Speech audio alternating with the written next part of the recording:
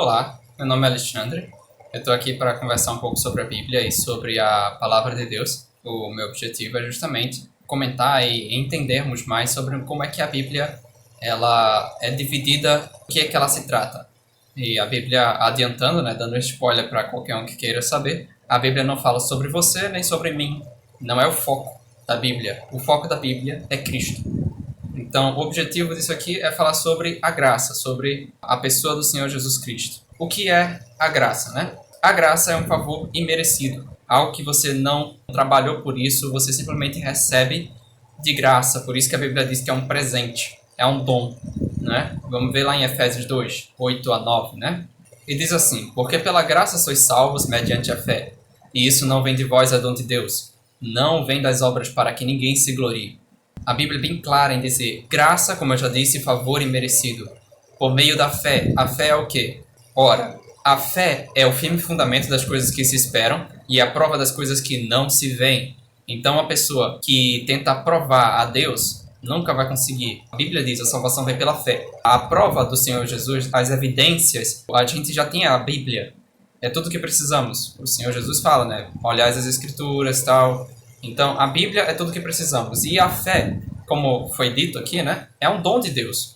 Se a gente pudesse conseguir alcançá-lo pelo conhecimento humano, qualquer pessoa, independente de Deus escolher ou não, ou da forma com que Deus pensa, ou independente de Deus, pelo conhecimento humano, essa pessoa chegaria a Deus. Se somos salvos pela graça mediante a fé e se não vem de nós, é dom de Deus, esse conhecimento humano não pode ter a mesma coerência, a mesma sintonia com os pensamentos de Deus, porque os pensamentos de Deus estão acima dos nossos. Então, o que é que eu quero dizer com isso? É que podemos descansar na palavra de Deus, sabendo que todo aquele que nele crê, que crê em Cristo, Deus e homem, que veio em carne, morreu e ressuscitou, esse Senhor Jesus, todo aquele que nele crê, não perece, mas tem a vida eterna, nunca vai perecer. Então, desconsiderando qualquer pessoa e qualquer pensamento de dúvida, temos a fé, a convicção, como diz lá em Hebreus, né, a plena convicção de que estamos completamente e absolutamente salvos. De outra forma, estaremos fazendo do Senhor Jesus um mentiroso. Falando de forma humana, né?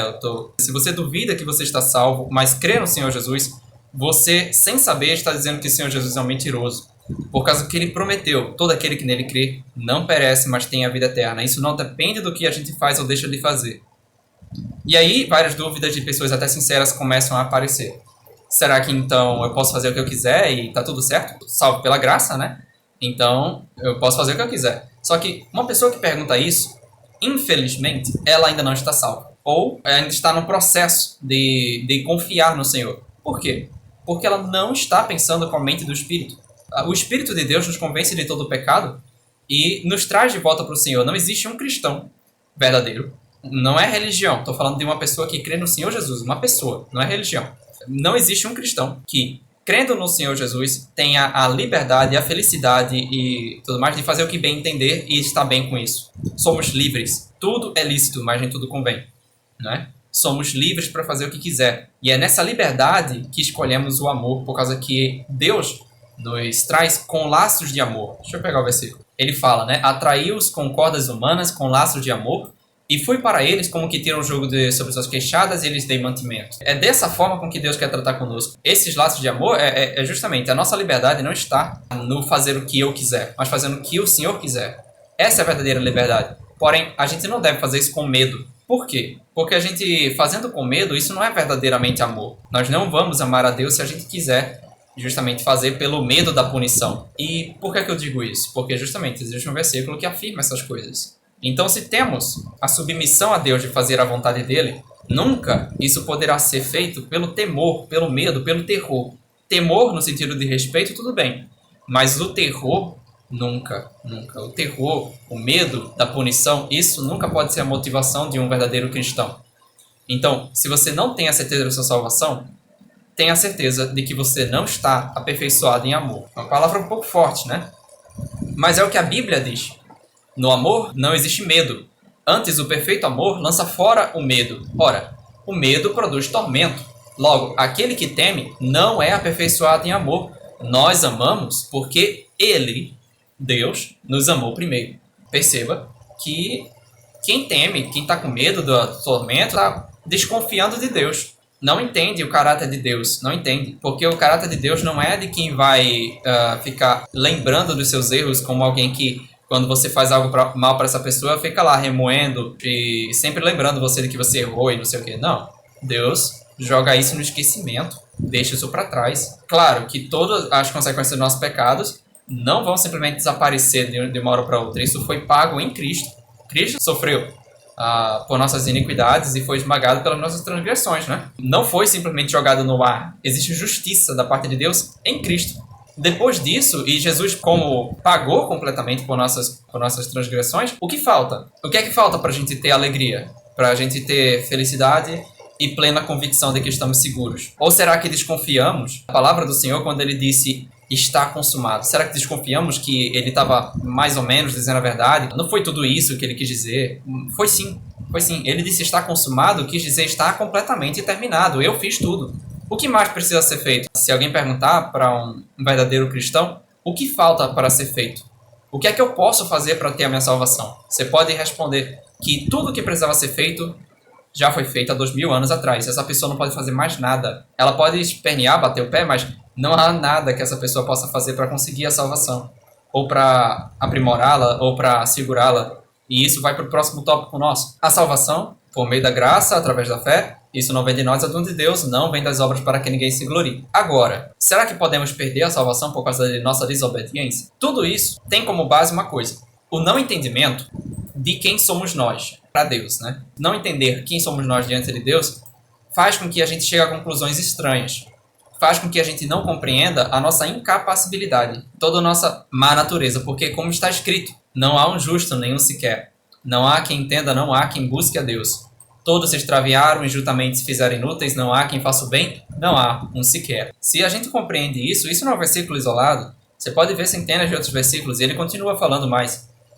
Não há temor de Deus diante de seus olhos e tudo mais. Podemos ver também Isaías 64:6, né? Mas todos nós somos como imundo e as nossas justiças como trapo de imundícia. A pessoa que tenta se justificar pelas suas próprias obras vai encontrar isso de Deus. Deus vai olhar para ele e dizer, trapos de imundícia. E nós, né? Nós murchamos como a folha e as nossas iniquidades como um vento nos arrebatam. A gente entendendo isso, a gente vai perceber que não existe capacidade nossa de mantermos ou fazer qualquer coisa com relação à salvação. Mas existe muita coisa que a gente pode fazer com gratidão. Aí é diferente. Vamos ver aqui quem é que nos mantém na salvação, né? Existe um versículo que vai falar sobre isso, que é 1 Coríntios 1, começa do versículo 7, né? O nosso Senhor Jesus Cristo, o qual nos confirmará também até o fim, para sermos irrepreensíveis no dia do Senhor Jesus Cristo. Fiel é Deus, não o ser humano. O ser humano não é fiel. Se a gente acreditar na nossa própria fidelidade para a nossa salvação, então Deus não é nosso Salvador, o Senhor Jesus Cristo não é o nosso Salvador, mas nossa fidelidade, nossa obediência seria a nosso Salvador. É estranho, muito provável, para muitas pessoas ouvirem isso, porque estão presas em sistemas que aprisionam essas pessoas sem dar uma gota de paz. Quando o Senhor Jesus disse, né? Vinde a mim. Não disse vinde a uma religião. É muito claro. Existem centenas de versículos. Ele diz, vinde a mim, todos os que estáis cansados e oprimidos, e eu vos aliviarei. É isso que a gente vê por aí? Não é? Não é, com certeza não. O que mais tem por aí é a pessoa querendo colocar fardos pesados sobre nós. Mas aí ele complementa no próximo versículo, tomai sobre vós o meu jugo e aprendei de mim, que sou manso e humilde de coração, e encontrarei descanso para as vossas almas, porque o meu jugo é suave e o meu fardo é leve. O fardo que o Senhor Jesus levou sobre si é pesadíssimo, mas aquele que ele quer que acompanhemos ele, esse andar com o Senhor Jesus, a presença dele é suavíssima, é perfeita e leveza para nós. Porque foi isso que ele quis fazer, quis nos dar mantimento, proteção e cuidado e amor. E aí as pessoas olham para tudo isso e querem distorcer o Evangelho de Cristo para seus próprios interesses, tirando a paz das pessoas que ainda não encontraram o Senhor Jesus ou que estão em dúvida. Muitas pessoas, a maioria das pessoas com quem eu evangelizo, são pessoas cristãs, que se dizem cristãs, mas que não têm certeza nenhuma de nada. Um cristão deve ter paz. Olha o que o Senhor Jesus disse. Deixo-vos a paz, a minha paz vos dou. Não vos dou como o mundo a dá. Não se turbe o vosso coração e nem se atemorize. Ele continua falando mais. Isso é alguma coisa mágica? Isso aqui é um truque de mágica que quando você vira cristão você deixa de sentir as coisas do mundo, você começa a levitar, algo assim. Não. Você simplesmente tem absoluta certeza das coisas que se esperam, a convicção dos fatos que não se veem. É simples assim. É uma convicção absoluta de que o Senhor Jesus disse: estamos salvos eternamente, já estamos ressuscitados com Ele nas regiões celestiais, todas as promessas que foram nos dadas, elas estão tão certas como se já tivessem acontecido. E é assim que a Bíblia coloca: já estamos ressuscitados com Cristo. E pela fé sabemos que estamos sim. Não é uma coisa do futuro mesmo, não. Estamos salvos. Já estamos. Por mais que nessa carne a gente não perceba direito, essa paz já pode nos preencher. Porque, assim como no Egito ali, quando você deve conhecer a história, não é? As pessoas estavam sofrendo na mão de Faraó, o Senhor Jesus prometeu.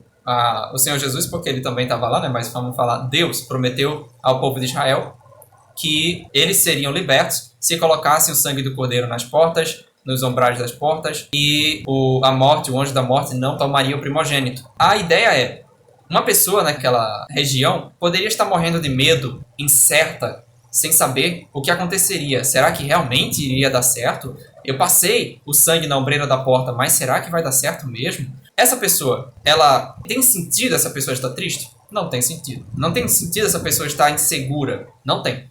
Por causa que ela tem a promessa do Deus, né? De Deus, de Jeová. Agora, falando sobre outra casa naquele mesmo local, poderiam estar justamente muito felizes, muito alegres, porque a promessa do Senhor Jesus foi cumprida. Todo aquele que fizesse a exigência de Deus, que era passar o sangue nas ombreiras das portas, seria salvo. Não foi essa promessa? Então seria cumprida, não seria? Seria, porque a promessa de Deus é independente do sentimento humano. Então a gente entende agora que uma pessoa que esteja insegura da sua salvação e uma pessoa que esteja completamente segura, uma não está mais salva que a outra. Porque independente do quão bem elas se sintam, elas duas colocaram o sangue na ombreira da porta. As duas pessoas colocaram sua confiança no Senhor Jesus. O sangue do Senhor Jesus é que nos purifica de todo pecado. E, é claro, os cordeiros que foram mortos no Antigo Testamento simbolizam o sangue do Senhor Jesus que seria derramado por causa de nós.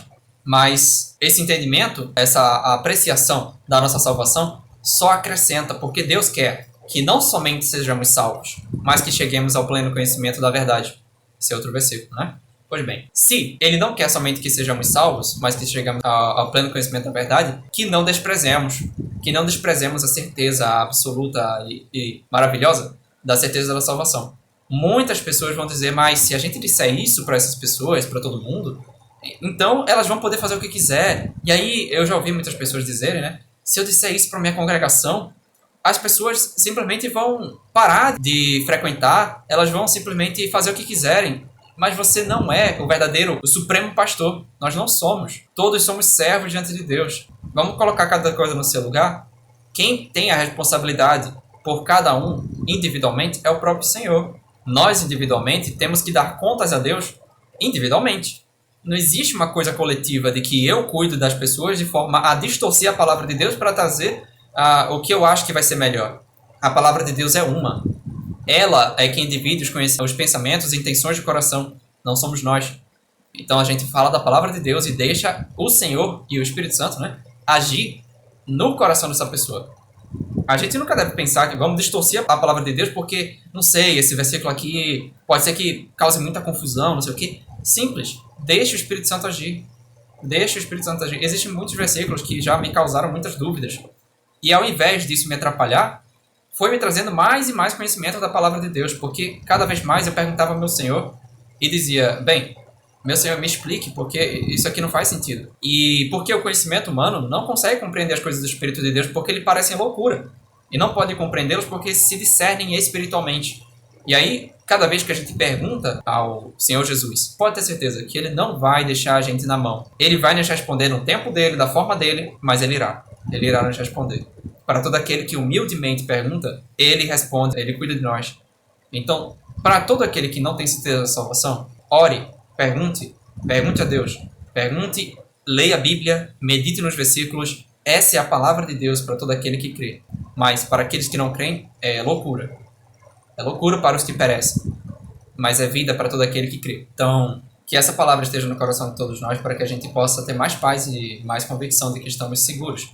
Então, recapitulando, o ser humano é pecador, completamente destituído da glória de Deus. incapaz de fazer qualquer obra para Deus. Vamos até ver mais um versículo para a gente confirmar isso. Porque ele nos deu vida, estando nós mortos em delitos e pecados, nos quais andastes outrora, segundo o curso desse mundo, segundo o príncipe da potestade do ar, esse Satanás, né? Do mesmo espírito que atua agora nos filhos da desobediência, entre os quais também todos nós andávamos outrora, segundo as inclinações da nossa carne, fazendo a vontade da carne e dos pensamentos, e éramos por natureza filhos da ira. Perceba aí, éramos como? Éramos egoístas, assassinos, loucos. Ah, mas eu nunca fui um assassino, mas eu nunca matei ninguém, eu sempre fui uma boa pessoa. Deus discorda. Deus discorda. Você só estava numa situação diferente e não teve a ocasião para se tornar isso. Mas tem todo o potencial. Só isso. A diferença foi só essa. Por causa de algumas regras sociais, de alguma coisinha aqui e ali, você ficou no canto certo. E, inclusive, isso é parte da obra de Deus, de manter as coisas em ordem, para que não desande tudo. Mas essa terra aqui é uma terra de mortos. Esse mundo aqui é um mundo destruído. Não é daqui que nós vamos ficar. Não é aqui, não. A igreja tem promessas celestiais. E esse mundo aqui vai ser restaurado pelo Senhor Jesus, onde Israel vai viver aqui. É outro tópico que a gente pode tratar, para a gente entender melhor quem é Israel, quem é a igreja, cada coisa no seu lugar, tá? E aí, todos nós, seja Israel, seja igreja, todos nós éramos, por natureza, filhos da ira. E éramos completamente egoístas, sem amor. Mas Deus, sendo rico em misericórdia, a Bíblia sempre tem isso, né? De mostrar a nossa fraqueza, a nossa completa inutilidade, e depois mostrar o contraste com Deus, com a graça do Senhor. Então ele mostrou aqui, ó, somos, meu Deus do céu, filhos da ira, destruídos, destituídos, mas Deus, sendo rico em misericórdia por causa do seu grande amor com quem nos amou, e estando nós, ainda mortos em delitos e pecados, nos deu vida juntamente com Cristo. Pela graça sois salvos, e juntamente com ele nos ressuscitou, e nos fez assentar nos lugares celestiais em Cristo, para mostrar nos séculos vindouros a suprema riqueza da sua graça em bondade para conosco em Cristo Jesus. Porque pela graça sois salvos, mediante a fé, e isso não vem de vós, é dom de Deus, não vem das obras para que ninguém se glorie, porque somos feitura dele, de Deus, criados em Cristo Jesus, para as boas obras. Perceba a sutileza. Nós somos salvos para boas obras, nós não fazemos boas obras para a salvação. Então, somos feitura de Deus, criados em Cristo Jesus, para as boas obras, as quais Deus de antemão preparou para que andássemos nelas. Então, nem as obras que fazemos é uma coisa de nós. Esse é um outro tema que a gente pode tratar com muito cuidado e carinho sobre a nossa predestinação. Por quê? Muitas pessoas têm uma dificuldade de entender por que Deus seria justo, mesmo que ele tivesse predestinado as pessoas. Isso é uma coisa que eu vou discorrer rapidamente aqui, e em outro momento eu vou discorrer melhor. Repetindo, a gente entendendo o quanto somos mortos, aí a gente entende, se Deus salva um, é porque ele é gracioso, ele é misericordioso. Se ele não salva nenhum, ele é injusto? Que loucura! Não. Deus é justo se ele condenar todos nós. Deus não precisa salvar uma pessoa. Entendendo isso, aí sim entendemos por que a predestinação é correta. Sem entender isso, obviamente, a gente não vai conseguir entender porque Deus é justo. Independente de entender ou não, um cristão deveria se submeter a isso, porque a palavra é clara. Vamos ler o versículo que diz isso? Aqui em Efésios 1, versículo 6. Assim como nos escolheu, isso é capítulo 1 de Efésios, né? Assim como nos escolheu nele antes da fundação do mundo. Como é que ele diz? Ele escolheu, né? Esse termo, predestinação, é utilizado muito por aí. Mas por quê? Porque a Bíblia fala literalmente disso. Para sermos santos e repreensíveis perante ele em amor, e nos predestinou para ele, para a adoção de filhos por meio de Jesus Cristo. Aí um cristão que tem medo da palavra de Deus ou desconfia da bondade de Deus, ignora esses versículos, passa por alto, diz, não, o importante é crer em Cristo. Verdade, existem prioridades. O mais importante é você crer em Cristo e ser salvo. Após isso, tudo vai vir no pacote. Se você se submeter a Deus, você vai aprender isso com o tempo. Porque aquele que quiser fazer a vontade de Deus, conhecerá a respeito da doutrina. Né, o que fala lá, o Senhor Jesus fala isso. Então, mas o Senhor Jesus, o Deus, ele quer que sejamos salvos e que cheguemos ao pleno conhecimento da verdade. Por que isso é importante? Por que saber dessas coisas é importante? Pela paz. Pela nossa paz no Senhor Jesus. Como assim? Porque a predestinação nos traz segurança. Nos traz segurança de que não depende da gente em um nível além do que a gente pensava. Porque quando somos salvos, a gente pensa naturalmente que foi eu que escolhi a Deus. Porque essa é a perspectiva humana. É da nossa visão pensar que a gente escolheu a Deus. É da nossa visão. Não tem como fugir disso. Porém, se a gente olha para a palavra de Deus, Eu também não acho que eu sou tão mal, mas a palavra de Deus diz que eu sou. E aí eu constato pela fé que é. A gente vai aprendendo com o tempo que é, não tem nem como discutir. Mas, em primeiro momento, as pessoas pensam que são boas. Porém, a palavra de Deus discorda. Assim também, a predestinação em primeira mão, nós pensamos que somos boas pessoas e que escolhemos a Deus por causa que, por qualquer motivo, né, nós escolhemos a Deus. Mas não, a palavra de Deus deixa claro.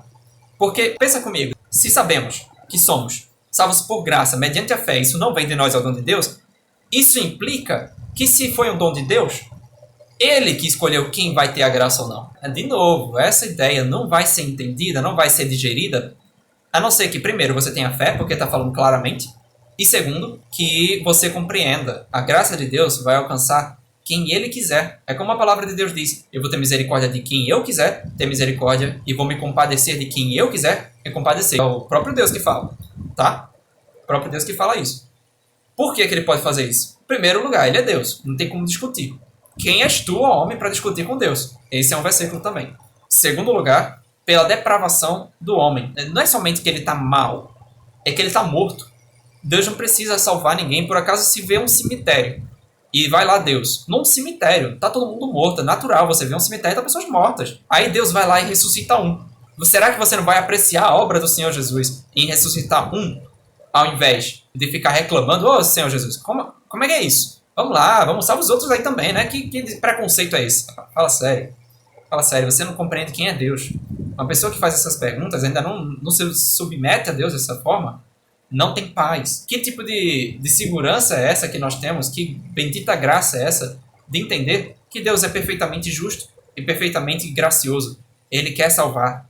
É somente crer. A mensagem do Evangelho é tão linda, tão perfeita, que somente um morto para rejeitá-la. Justamente. É um morto. Somos mortos. É por isso que as pessoas negam o Evangelho. Porque todos nós negamos o Evangelho em primeiro momento. Todos nós, não tem desculpa. Todos nós negamos a Cristo. Mas se estivéssemos lá, no Calvário, nós crucificaríamos o Senhor Jesus. Com certeza absoluta. Não por causa que agora, como salvos, não.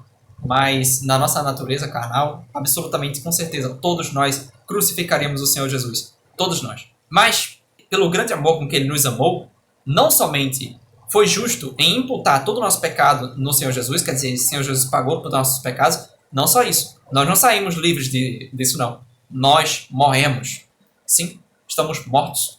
Deus nos vê mortos em Cristo. Por acaso um juiz pode julgar alguém que já está morto? Não. Já foi morto, acabou. Não tem mais o que discutir. E justamente, agora temos uma nova vida em Cristo, que com uma nova natureza, temos a possibilidade de adorar o Senhor em espírito e em verdade, com a orientação do Espírito Santo. E aí, sendo orientados pelo Espírito Santo, nós temos toda a capacidade de fazer o bem com essa nova natureza que Deus nos colocou em nós. Mas a nossa antiga natureza não foi melhorada. Ela foi destruída em Cristo. Foi destruída. Imputado todos os nossos pecados em Cristo, mas não só isso. Nós fomos feitos nova natureza, nova criação em Cristo.